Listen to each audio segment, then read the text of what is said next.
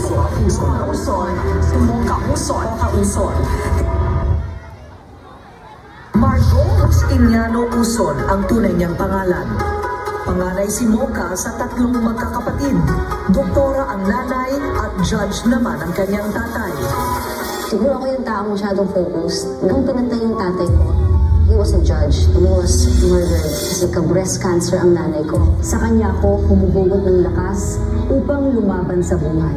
At siya rin ang nagsilbing inspirasyon ko upang aking pahalagahan ang kapakanan ng ating mga nanay. Stricto tres, handa na ba kayo?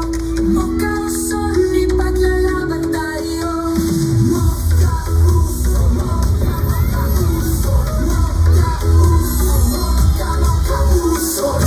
Uson. Number 17 sa balota. Ang susunod na tagapagsalita ay nagtapos ng Bachelor of Science degree in Medical Technology sa University of Santo Tomas. Anak ng isang hukom sa Regional Trial Court at isang doktora na pediatrician.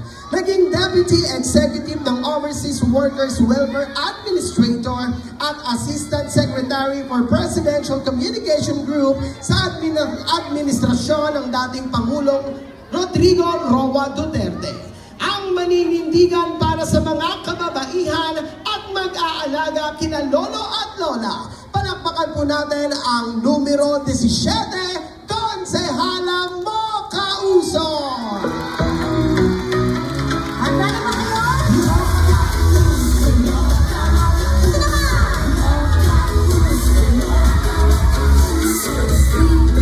Magandang gabi po sa ating lahat. Kamusta po kayo?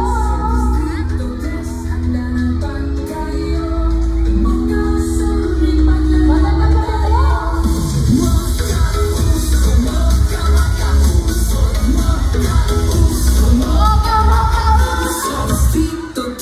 Mocha Uson, number 17 sa balota. Magandang gabi po sa lahat. Ako po si Mocha Uson. Natikman niyo na ba ang cookies ni? Cookies ni Mocha. Ang sarap-sarap. Cookies ni Mocha. Maaari ko bang ikwento sa inyo kung bakit naging masarap ang cookies ni? Alam nyo kasi mga nanay at tatay ko, noon ako ay mayroong negosyo. Nakaimbento ako ng cookies na pampasexy. Ito ang cookies ni?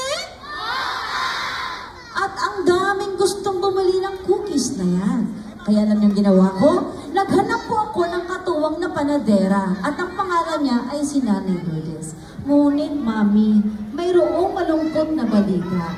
Si Nanay Lourdes po pala ay mayroong iniindang malubhang sakit. Siya po ay may breast cancer.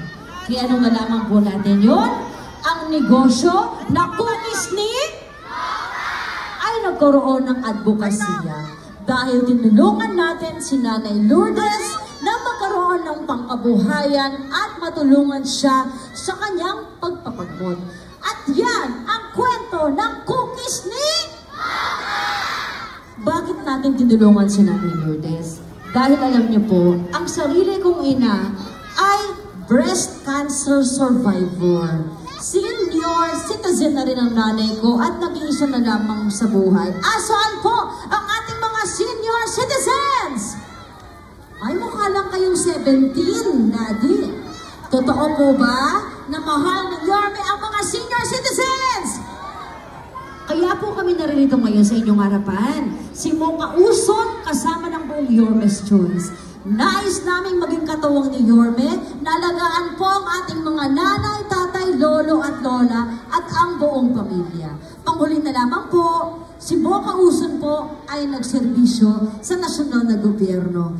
Sa awa ng Diyos, sa tulong po ninyo at sa tamang pagkakataon, Mami, Daddy, lolo at lola ko, pwede rin po bang magserbisyo si Mocha Uson dito sa ating distrito? Pwede po bang magserbisyo si Mocha Uson sa inyo?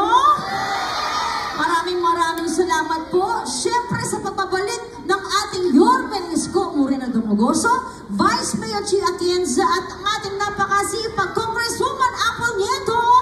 Muli ako po si Mocha Uson, number 17